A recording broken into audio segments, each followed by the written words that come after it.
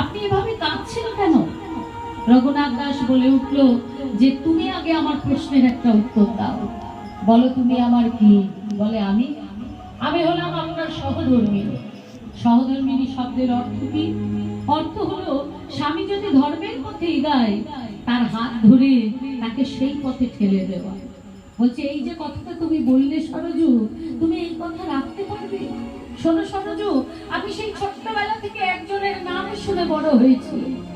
নাম শুনতে শুনতে আমি তাকে ভালোবেসে ফেলেছি।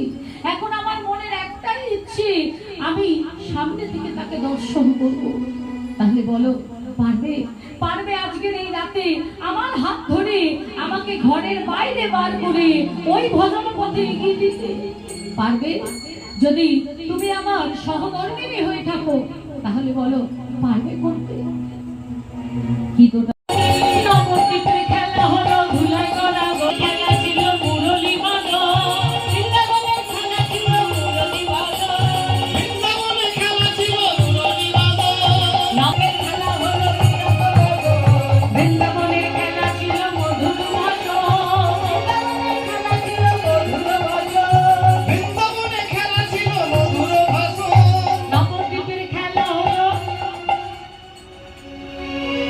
নবদ্বীপের খেলা কি? হরি হরি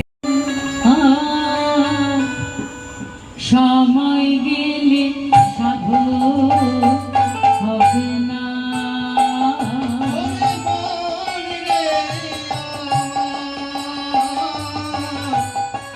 সময় গেলে সাধু হবে না।